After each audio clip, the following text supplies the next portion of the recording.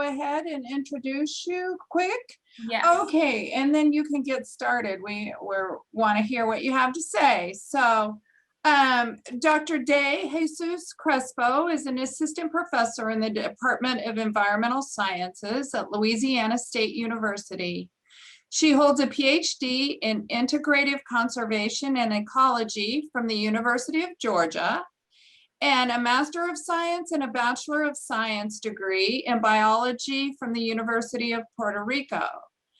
Dr. De Jesus Crespo previously worked as a biologist for the Puerto Rico Department of Environmental and Natural Resources and as a postdoctoral researcher at the Environmental Protection Agency's National Health and Environmental Research Laboratory, where she earned the Gulf Ecology Division Scientist of the Year Award and the EPA Environmental Justice Award. Her research links landscape level patterns of anthropogenic activities, ecosystem services, and socio-economic factors to indicators of ecological integrity and human health. So again, welcome to Nebraska, sort of. Thank you. Thank you so much for that introduction. And so I like to start my talks just giving everybody a little bit of a sense of how I got here and what I am interested in general. And so I am originally from Puerto Rico. And when I was growing up on the island, it was the 80s and 90s. And so I was raised on a period in the island where there was a lot of economic activity. And so the island was doing much better economically than it's doing now. But that meant that there was a lot of development going on around me. And so I witnessed a lot of transformation of natural areas with subdivisions, strip mall developments, and the typical indicators of urban sprawl. And so even at an early age, I could really feel the loss of a lot of my favorite natural places in the island, or just like their degradation. And I became interested in understanding how humans transform landscapes, often without any way to get that back, right? And what can we do about it? And so when I started my graduate studies, I found the study of watersheds to really be a great way of linking that interest in me and in humans transforming the landscape and degradation of ecosystems. And that is because watersheds, like you see in this picture, you have water draining into this valley where there's this population living in, and everything that those people are doing in the mountain areas, there's probably agriculture. Further down in the valley, there's urbanization. All of those activities and their impact are going to meet in that water resource, and they're going to have an effect that you can measure. And that way you can really show these are the impacts that our activities are having on the ecosystems that we depend on, right? And so for my graduate studies, I evaluated the impacts of urbanization on streams in Puerto Rico. And then for my PhD, I looked at the impacts of coffee farming on streams in Costa Rica. And so when I was studying streams on these two settings, I used indicators of water quality like sediments and pH and nutrients. And I also used indicators of biological condition in the form of benthic macroinvertebrates. These are organisms that respond predictively to impacts to the water quality. And so, but something that happened to me during that time is that because I was sampling streams, rivers that crossed people's properties, I often had to ask permission for sampling that stream to people all over the watershed. And that gave me the chance to talk with a lot of stakeholders about my project. And so most people were really interested in what I was doing. I would tell them about macroinvertebrates, This work was conducted as part of my work with the EPA Office of Research and Development. It was part of the Program on Sustainable and Healthy Communities. And the project that I was working on was linking ecosystem services to human health and well-being. And this project was focusing on a series of case study communities, 7 case study communities across the United States, among which the San Juan Bay Estuary was one of the case study communities. This is a place that I had studied before for my master's research, and I was very familiar with and very excited to be back working in. For those of you who are not familiar, Puerto Rico is an island on the Caribbean. It is a territory of the United States. And what you see here, the San Juan Bay Estuary, is the watershed that drains the largest city in San Juan. And San Juan is the capital, the largest city in Puerto Rico, which is San Juan. And this is where the majority of the population in the island is concentrated. It's the most highly populated sector. And so it's the most highly urbanized watershed. Like other urban locations around the tropics and developing countries, you see that there's a lot of informal settlements within this watershed. People that have settled in areas that are not great for residences, that are very exposed to hazards such as flood zones. And so the links between ecosystem service laws and hazards and health are very easy to, or very important to study on this context. And so we wanted to address linkages between ecosystem service and human health in 2 specific topics: the linkages between extreme rainfall events and gastrointestinal infections, and also the linkages between mosquito-borne diseases and different environmental indicators. I'm going to talk about both of these projects today. First of all, I'm going to start with the study linking floods, ecosystem services, and gastrointestinal illnesses. I became interested in this connection after having conducted a literature review in which I studied our state of knowledge about how ecosystem services benefit human health. And through this literature review, I found something interesting in that there is sufficient evidence showing that ecosystems like green spaces, vegetation, wetlands, you name it, have been associated with improvements in water quality and with reduction of floods or water hazard mitigation. At the same time, water quality and floods have been directly linked to gastrointestinal infections. Namely, if you drank water that's in poor quality, you have higher rates of gastrointestinal infection. If you are exposed to floods, these floods often come in contact with other waters of poor quality and sewage, and therefore your exposure to pathogens increases. And so there's a link between these environmental hazards and gastrointestinal infections. However, there had been no studies that had made the connection between natural infrastructure and a reduction in cases of gastrointestinal infection, namely whether green infrastructure can protect you from the negative impact of these environmental hazards. So I wanted to do a study that would fill that information gap. It wasn't only important in the sense that there was a research gap in the literature, right?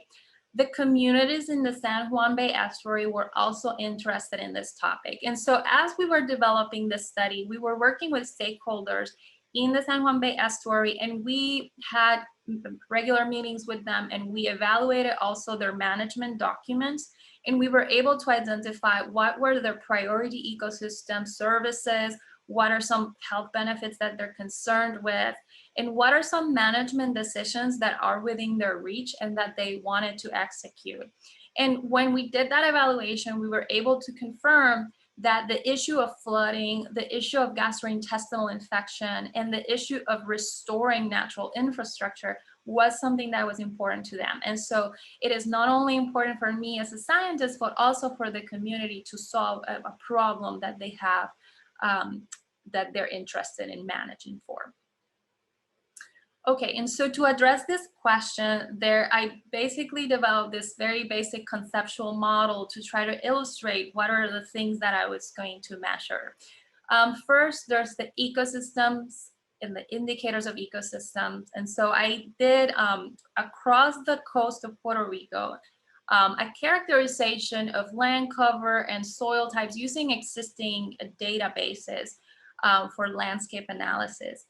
And I use this tool that's called the EPA H2O tool that measures rainfall retention. And so those variables are a measure of how much that landscape is helping you ameliorate the impact of flooding in particular. Next part of my conceptual model is the delivery of the ecosystem service of flood prevention. And so for this, I was measuring the actual occurrence of a flood by measuring FEMA flood claims over a 15-year period. So I measure all the FEMA flood claims that occurred across the coast of Puerto Rico, classified by municipality. Then lastly, we wanted to see how all of that related to human health indicators, in this case, gastrointestinal infections. And for this, we use Medicare claims during the same 15-year period that we were looking at FEMA flood claims, okay? And so Medicare claims are important here because, so Medicare provides a very consistent system for reporting infection or occurrences of hospitalizations and doctor's visits and so on for many parts of the United States. As opposed to Medicaid, Medicaid tends to be more inconsistent. So Medicare is a good source of information for this medical incidences data. Aside from that, it focuses on a population, elderly population. And in Puerto Rico, we're seeing that the population age brackets are actually becoming older and older because there's a lot of youth migration to mainland US. And because of that, the population in Puerto Rico is becoming more elderly, and this is therefore a population of interest on the island. Lastly, they are more vulnerable to these types of diseases. Okay, so that's the main frame of the types of things I've been measuring. And aside from that, I also included some measures of socioeconomic aspects that could moderate the relationship between the environment and human health. That is, if you're a wealthy community that has access to really good sewage infrastructure and air conditioning and wastewater management, but also trash management, you probably are not as vulnerable to the loss of ecosystem services as opposed to a poor neighborhood with a lack of these resources. And so we included in our evaluating model variables that could indicate income, infrastructure, and so on. And so these are what we call here insulating layers. This term comes from Myers and others in 2013 that call them insulating layers to refer to their protective effect. What we did was that we first evaluated the first part of our model, the relationship between the presence of an ecosystem and the occurrence of a flood. And we focused on this part, and we did a variable, a series of regressions in which we evaluated all possible variable combinations and their interaction effects. Over this 15-year period, we did an average of the whole time frame for this particular analysis. Aside from the variables that I mentioned, I also included rainfall averages for each of the municipalities over that same period. And I did it not only at the municipality level, but at the watershed level for those locations. And my response were the FEMA flood claim data. Okay, so the top variables explaining FEMA flood claims would later be used to evaluate health incidences, as I will describe in a few slides. So let's talk first about what we found with the FEMA flood claims. So with this model averaging procedure, I found that the most important variables explaining FEMA flood claims were, first of all, and not surprisingly, the occurrence of extreme rainfall events. So if you have an extreme rainfall event of 99 percentile or above, you're gonna have more FEMA flood claims. That's not surprising. But what's interesting from that result is that it is not at the municipality level that you have to look at the rainfall. You have to look at the rainfall extremes at the whole watershed level. And so that results just illustrate that when you have watershed management is something that needs to be accounted for flood prevention. And it is not just that you're going to manage stormwater within an individual zip code or municipality. So the watershed is important. The second important variable explaining FEMA flood claims was the interaction effect between the percentage of people living in flood-prone areas and the percentage of karst soils.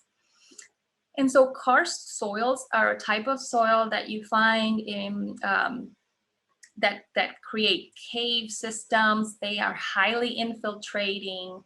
And so what this interaction effect is telling us is that when you have a higher karst soil, you have a reduction in FEMA flood claims. And therefore, this type of natural infrastructure protects people somewhat from extreme rainfall events. However, if you have a lot of people living in flood-prone areas, the effectiveness of that infiltrating capacity gets lost. So what that tells us is that this natural infrastructure is not able to compensate for the poor management decisions of placing people in flood-prone areas. And so this is what this interaction effect is showing you. This map in this yellow is where the karst physiography of the island is. In green, those are the flood-prone areas. And so once that water infiltrates, eventually that water comes out of the underground system and emerges to surface wetlands. If you put residences in those surface wetlands that are on the coast, those people are going to be disproportionately affected. And so that's what that trend is suggesting. So what we did is that we chose those variables that were important, and now we wanted to look at how all of that related to Medicare claims. So Medicare claim data was available at a finer temporal resolution. That means that we had information on a daily basis for Medicare. And so what we did is that we summarized it on a weekly basis, and we looked at rainfall events with time lags. That means that we looked at what happened 1 week or 2 weeks before the claim to account for the incubation period of the pathogens that are responsible for these infections that we were evaluating.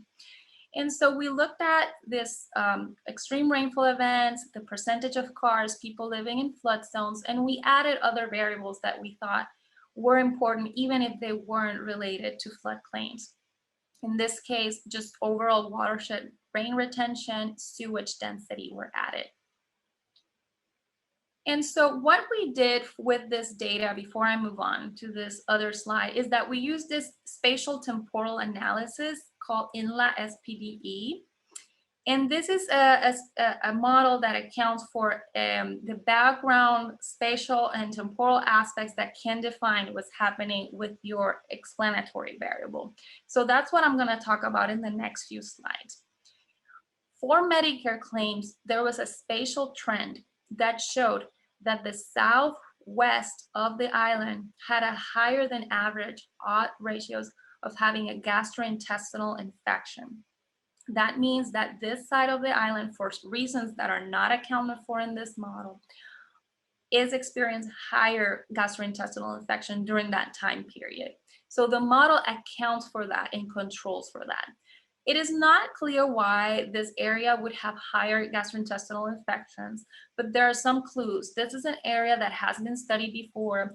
This is an area that's highly a touristy area. It's visited a lot by locals. I grew up swimming in those beaches. They're very shallow, they're warm, they're perfect for families.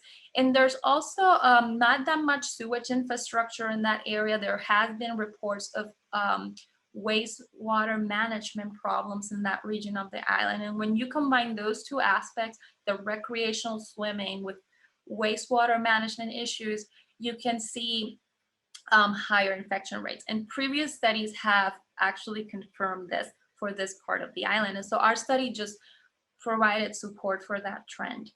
Temporally, we observed some factors that were also interesting, and it was that after the year 2006, which is this week, around this week 490, after this year, we saw a sharp decrease in gastrointestinal infections. And so, again, we don't exactly know why, but two potential explanations. One is that in 2005, there was the Deficit Reduction Act, which led to lower reports to Medicare related to hospital-acquired infections. And so that could be explaining this. And the next potential explanation, and that one that I think is more interesting, is that in 2006, the Puerto Rico Aqueduct and Sewer Authority got fined by the EPA for violations to the Clean Water Act. In fact, it was the largest fine that was filed for the Clean Water Act violations ever up until that point. So the PRASA had to undertake a lot of renovation on their system in order to improve wastewater management. Whether that led to a decrease in gastrointestinal infection is a very interesting relationship that warrants further evaluation.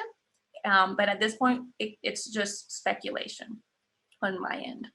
Okay, accounting for that spatial and temporal trend we observe on the island, now we're gonna see the influence of our variables of interest. It turns out that, as with the FEMA floodplains, extreme rainfall at the watershed level is associated with a spike in gastrointestinal infections 1 week after it occurs. In the case of gastrointestinal infections, contrary to FEMA floodplains, with FEMA floodplains, you needed a 99 percentile rain event. But with Medicare claims, it showed that with a 90 percentile event, you could detect the spike in gastrointestinal infections 1 week after. When we added this interaction effect between the percentage of people in flood zones and the percentage of cars, it improved our model's predictive ability. And so therefore this variable was also considered to be important. Sewage was not considered to be important, and the other variables that we added were not important either. And so this interaction effect remains to be important and warrants further study. And so why the karst region could be important, again, it could be an aspect of hydrology. The karst region infiltrates a lot of the water to underground sources, underground rivers. And so it could be that. In addition, the karst region is different from the rest of the forests or vegetated areas in the island because it has a special protection on the Puerto Rico Law 292. It's one of the most protected areas. This law limits development and agriculture much highly in this area than in other areas. And it could be that these management practices also are offering some protection. But until we do more studies, it is not clear why the karst would have an effect. But the important thing is that it doesn't matter if the karst is infiltrating and it's protected, but that matters because it just, provides further support for its conservation, right? But if there's development of households in the same area where that underground water meets the surface waters, you're gonna be exposing people. And so these areas in particular are very notorious for having flood events regularly. And so we could be showing here that this is also having a negative effect on people's health. Okay, vegetation, green spaces was not related to flood claims or to Medicare claims, as contrary to what we had predicted. And it could be explained because there could be a mismatch between the supply and the demand of flood protection ecosystem services. This is something that I didn't come up with. It has been reported in places like Europe by Stork and others, in which places that are more flood prone, in coastal cities, for example, often those places are they have a lot of sprawl and their entire watersheds are very urban. And so it's very rare to find a city in which the upstream watershed is very vegetated. And so comparing a city like that versus a city that has sprawl would be a better way of assessing the role of vegetation in mitigating floods and diseases associated to floods. But we didn't have that case in Puerto Rico. In fact, the San Juan Bay Estuary is completely urbanized for most of its watershed.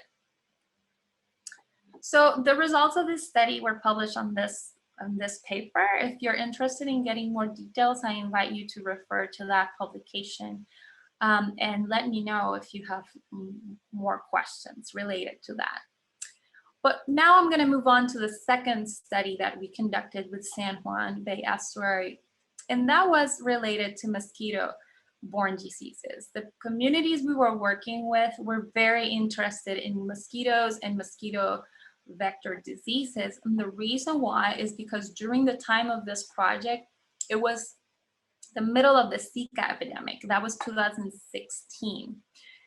And so everybody in the island was concerned. Puerto Rico was highly affected by Zika. There were over 40,000 cases of Zika. Fortunately, there weren't as many congenital birth defects cases on the island, but it was still very concerning for the population. So Zika, like other vector-borne diseases in the island, dengue and chikungunya in particular, these are diseases that are primarily spread by Aedes aegypti. This mosquito is a mosquito that likes the urban environment, and therefore the diseases that it carries are mostly create hotspots of disease around San Juan.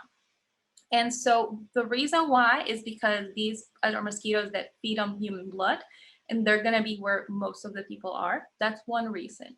But there are other reasons about the urban environment that make this mosquito proliferate in cities. And so what I'm interested in is whether we can modify the urban environment in a way that can make it less hospitable for this species. And in San Juan, the types of natural infrastructure that we have available are wetlands for the most part. The vegetation is mostly woody and grassy wetlands around the city. And wetlands can actually help have a negative effect on Aedes aegypti. So, you know, back in the day, we would think that we want to get rid of swamps and wetlands if we want to get rid of mosquitoes. And that's true for certain species of mosquitoes. But Aedes aegypti, it likes to live in urban areas. And, you know, if you eliminate wetland, you could actually help improve its habitat. So wetlands can help reduce temperatures. So when you have high temperatures in cities, they increase the biting rate of mosquitoes, they increase the rate at which they lay eggs, and they can also increase the viral load that they have once they are infected with a virus. Wetlands can provide a habitat for biological controls in the form of predators that can help reduce the abundance of the mosquitoes. Also, wetlands can help reduce flood problems. And when you have a flood, you have water coming in and filling in container habitats that could help with the larva of the mosquito. And then lastly, wetlands can help clean water. And so when you have water that's high in nutrients, it has been shown that it can lead to mosquitoes that are more virulent and bigger mosquitoes. And so if wetlands provide all of these ecosystem services, could the presence of wetlands lead to a reduction in disease? So that's the question we wanted to ask on this study. So again, like with the flood diagram, we also created this diagram to illustrate what we were trying to do.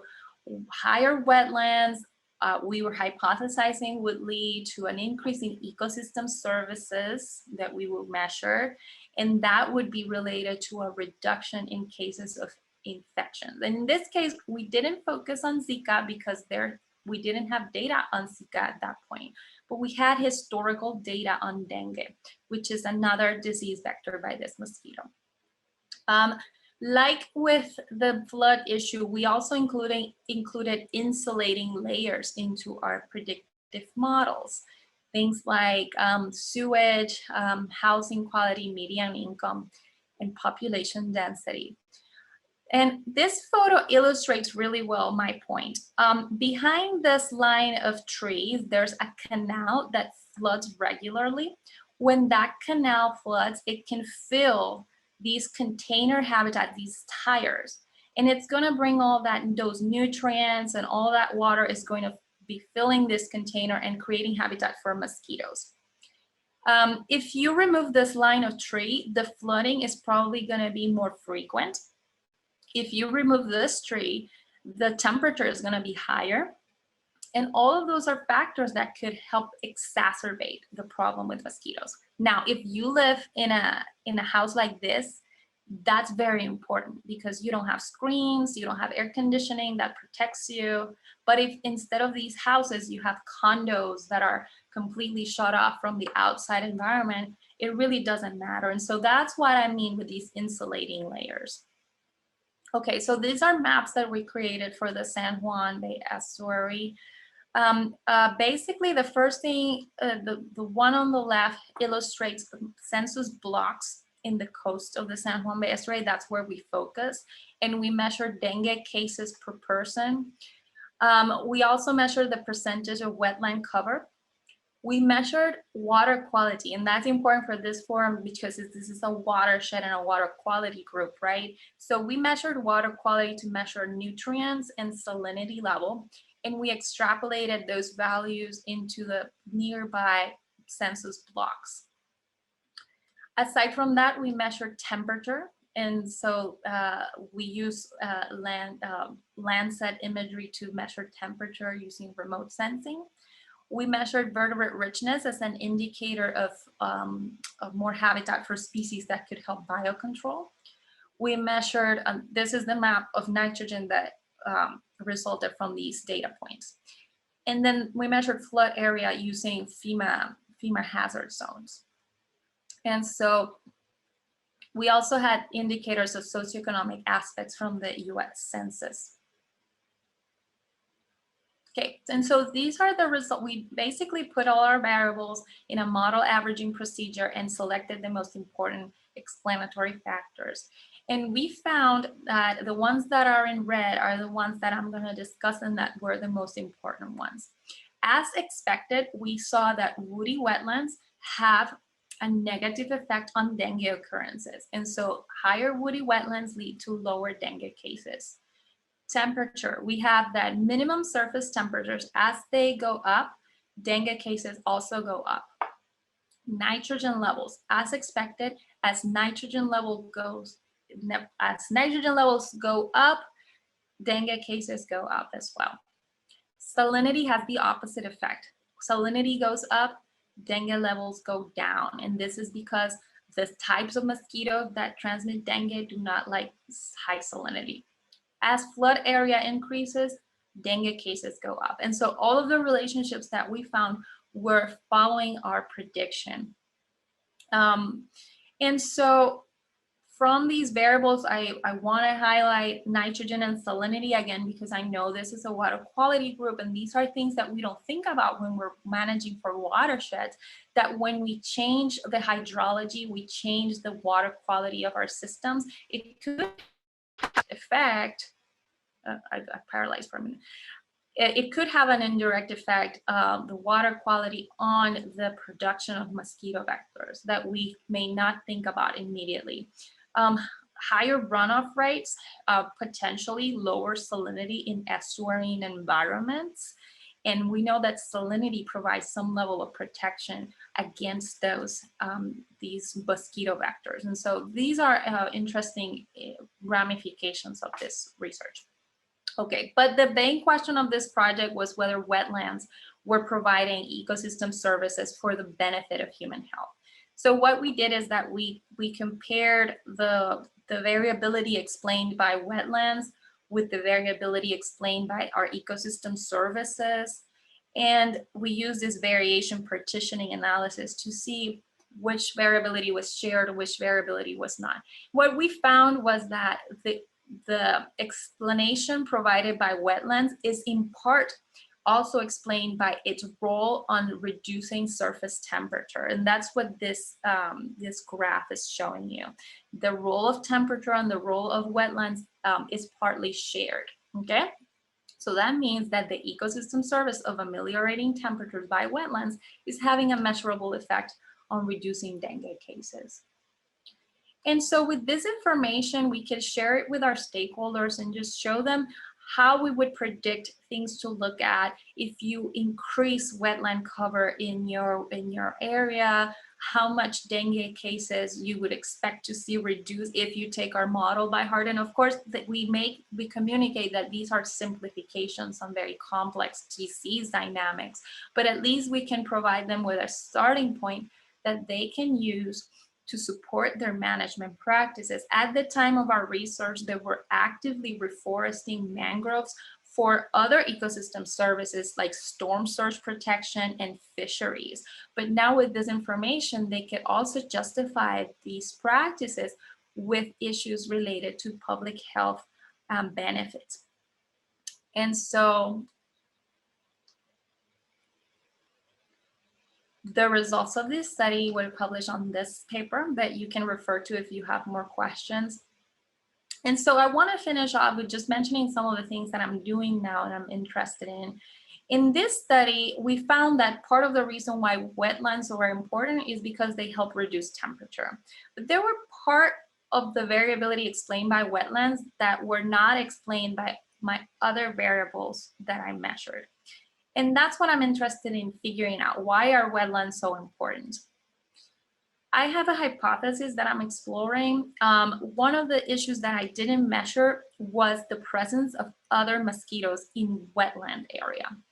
And so there are other mosquitoes that prefer vegetated environments and that can outcompete Aedes aegypti.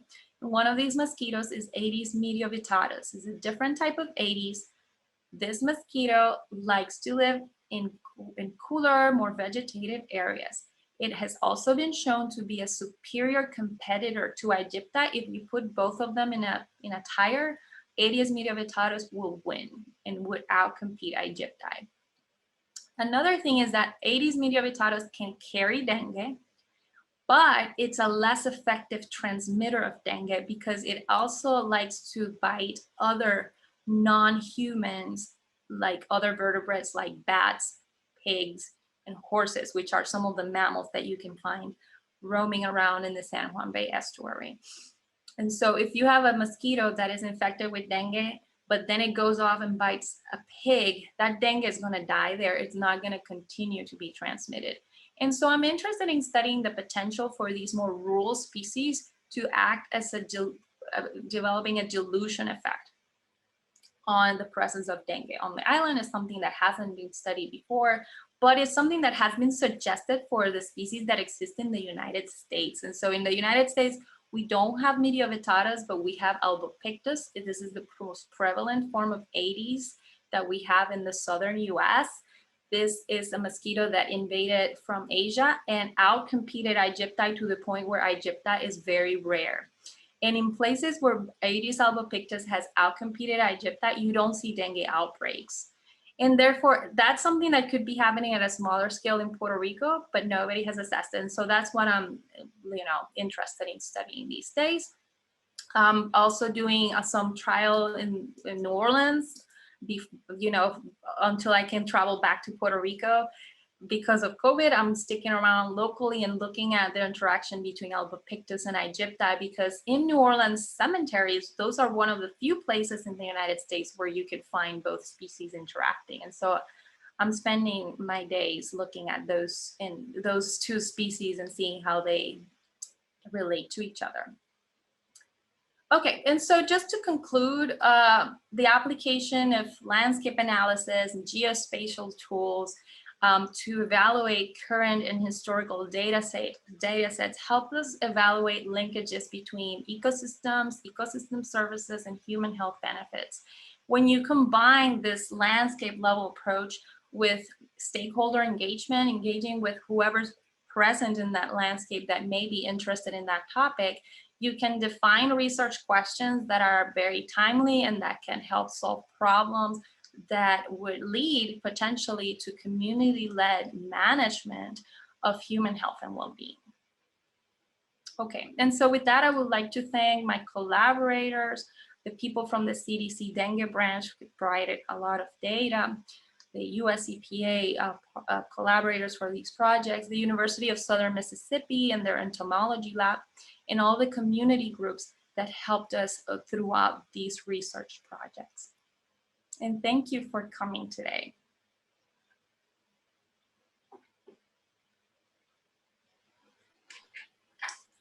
Great. Thank you, Rebecca, so much for that presentation. Really, also just timely to talk about communicable disease when we're still in this ongoing pandemic. So I think it's a great, we've been so focused on one particular communicable disease that it was interesting to hear about other ones that seem to always come up and are very, very important.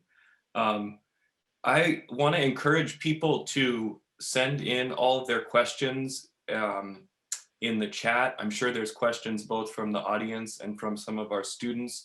And I'll let you field these, Rebecca. I think you can get all of them through the chat.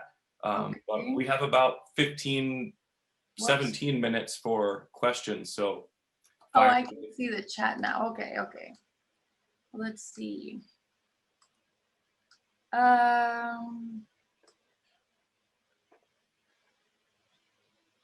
Okay. I'm curious if your publications have directly led to any management changes around San Juan so far. That's a really good question that I get. I mean, I was sure that this was gonna, make people change their approaches and help inform management. And it was because we were working really closely with partners and they were already doing like wetland restoration and that type of thing. But you know what happened right the year after was Hurricane Maria. And so all of the priorities from our stakeholders really just got put to the side. And a lot of these wetland restoration projects paused because a lot of these communities that were right on the coast of San Juan, many of them were directly hit and had to reconstruct. And so I think now is a good time to go back and revisit those places now that they're for the most part back in business, back to normal. And so it hasn't led to anything concrete, partly because there was that event that really happened the year after we were there and changed everything. But what we did do, and the collaborators that I worked with on the mosquito project, is to go back and see if like the mosquito populations changed after the hurricane, if we thought they were going to be more mosquitoes because there's all this debris and flooding and all that. And the opposite was true. Actually, the mosquitoes were lower. Probably the hurricane really impacted them as well. And so fortunately, they gave them a chance to recover. And so I will be interested in going back and revisiting some of these topics and seeing if it could be more applicable now. Okay, next question. So mangroves could be havens for mosquitoes. Are there Aedes aegypti? So nothing is definitive, but for the most part, Aedes aegypti, where they live is in human-made containers in urban environments. And so if you see a lot of mosquitoes in a wetland, they're probably different types of mosquitoes, Culex, Anopheles, but the Aedes species are generally associated with urban environments. So that's why, yes, you eliminate certain mosquitoes when you get rid of swamps, but you favor other mosquitoes that could be potentially more harmful for public health. Okay, so questions, why in the cemetery? Why can't you find those mosquitoes interacting there? That's fascinating. So cemeteries are great habitat for Aedes species because they, like I said, their preferred habitat is containers. And cemeteries are full of cemetery vases where people put flowers and they replenish that every so often. And maybe when they abandon that grave, the vase of the flower remains there and it gets refilled with water and with leaf litter from surrounding trees. And all of that makes it for a perfect environment for breeding Aedes mosquitoes. And the reason why I like cemeteries is because, you can have a bunch of tires on low-income communities, because generally you have a lot of empty lots in low-income areas that can attract trash accumulation. And so if you just focus on those types of discarded trash as the containers in which you're going to look at the 80s, you're disproportionately sampling certain socioeconomic areas. But with cemeteries, it's an equalizer. There's cemeteries in rich neighborhoods, there's cemeteries in poor neighborhoods, and they're both really good habitats for these mosquitoes. And so that's why cemeteries are kind of a focus of this and other mosquito projects. Okay, so the spatial model. Okay, so the land spatial, okay, I'm gonna read the question. Can you talk a little bit more about the development of your spatial model and how it does or does not require collaboration with other disciplines? My spatial temporal model that I use for the INLA SPDE, for the gastrointestinal infections, actually I had to collaborate with an epidemiologist that was an expert on modeling temporally, because I could do spatial modeling, but integrating that temporal aspect was beyond my capabilities. So I did collaborate with a researcher that had some experience with that. And so yes, it's important. A lot of these things that I developed was in collaboration with people that had more expertise on spatial analysis, and highlights that, you know, all of these projects is not just one person, it's a group of people that work together. So yes. Okay, and so the next question is, with the results from dengue, have there been any similarities found as data comes in from Zika trends? I have not evaluated that. I don't think anybody else has, but it would be interesting to see. During the year in which we were sampling, the year in which we were developing this model that I did, the dengue study, we went to Puerto Rico and we collected mosquitoes on these same neighborhoods, and we tested for their concentration of Zika, and we did find a lot of them with Zika in them. And what we found that was similar to this spatial model was that the mosquitoes that had more nitrogen in their tissue also had higher Zika concentration or Zika titer. And so that's one parallel that we were able to corroborate both for dengue and for Zika, the relationship to nitrogen. And I think this is a relationship just requires more research because it's not clear why, but that's something that we were able to confirm. And also the relationship with floods. Areas with higher flooding had higher mosquitoes with higher nitrogen, which also corroborates that hypothesis that if you live in a flood prone area, you're going to get water from that filling your container, making it full of nutritious nutrients that could lead to mosquitoes that are carrying more virus. And these are interesting relationships that just need more study. And that study with the Zika and the nitrogen was led by collaborators from the University of Southern Mississippi, Don Yee. And so I was just collaborating with them on that. Okay. Okay, I think those are all the questions that we have. Why you choose watersheds as a site of investigation early on? Okay, so watersheds, I think are great at helping us establish a relationship between human activities and the impacts of human activities and ecosystems. And that is because all of our activities, let's say trash disposal, like if we are littering, that litter is eventually going to drain into a water system. If we are fertilizing or using pesticides in our homes or in our agricultural areas, that's eventually going to end up in the same stream.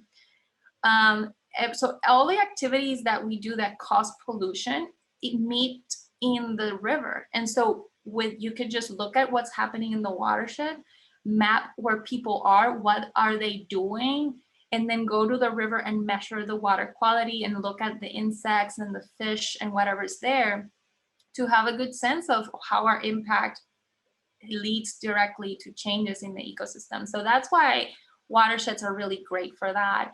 and they help isolate the problem. If you look at other problems, I don't know, like species migration, or like other problems are not as contained. The watershed is like it's literally a basin in which you can contain our activity and measure it in the river. And so that's why I got attracted to watershed studies to begin with. I hope that is clear. To me it is, but maybe I'm just rambling. When is the rainy season begin in Puerto Rico? I assume there's more mosquitoes during that period. Is there a public education program to avoid keeping containers that can hold water outdoor? And so the rainy season in Puerto Rico is from May up until, it's rainy all the time in where I live, but it officially starts in May, and peak mosquito season ends about October. And so there are more mosquitoes in that rainy season. And there's public education, so everybody's generally aware that containers, like, I don't know, flower pots, tires, they're habitat for mosquitoes, but people forget, and it is not until you're in the middle of an epidemic like dengue or Zika that these campaigns start ramping up again. And so it's always kind of, everybody kind of knows, but these intense education campaigns happen mostly during epidemics. Rebecca, I have a couple of questions. One is directly related to what Chittaranjan asked. So how, given that there's not a vaccine for Zika, how was that beaten back so that it's not, you know, nearly the threat that it was 4 or 5 years ago? And then my second question, I was pretty interested in the first part of the presentation about the topography and the geology of karst. So doesn't karst also, like, it floods really easily? So are you guys seeing that? Because I think you mentioned the areas that have karst are really good at having the water infiltrate, which helps reduce flooding. But then couldn't the opposite happen where it, you know, just comes back up through the subsurface? Right, and so I don't know. I was not expecting to find anything with karst. I really don't know that much about karst hydrology, but what I do know is that you have these there's underground rivers beneath these. There's like there's, you know, highways and things going on in the surface and forests, but underground there are rivers, and eventually those rivers come up and meet the ocean.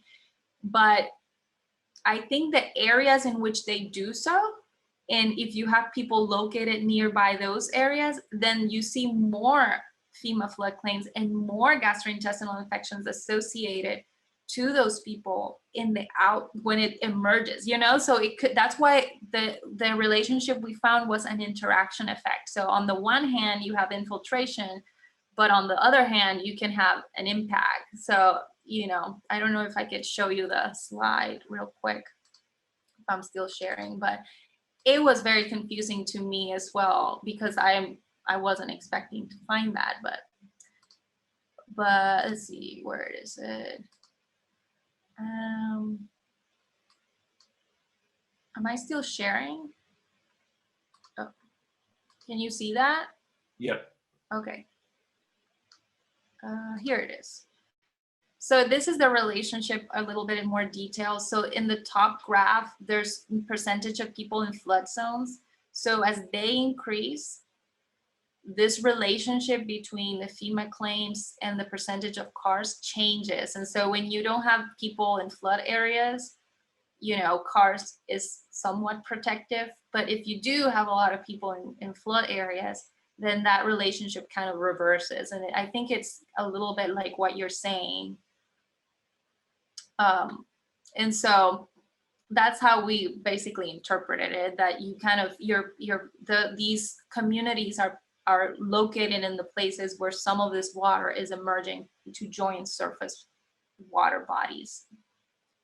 Yeah, but this requires more research too, as it was something we were not expecting to find.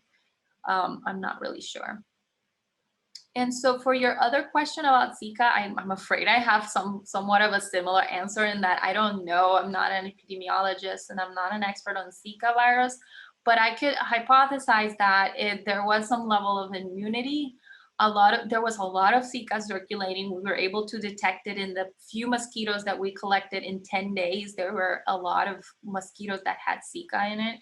So what is suspected is that it's a mild disease that was circulating among a lot of people, and a lot of people just got infected and didn't show any symptoms.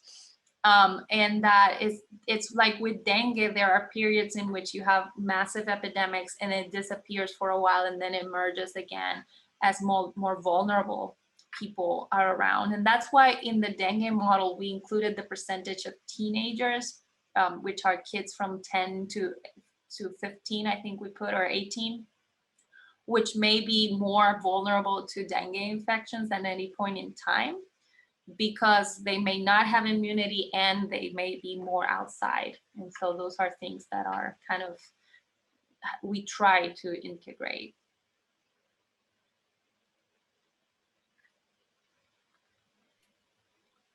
Thanks, Rebecca.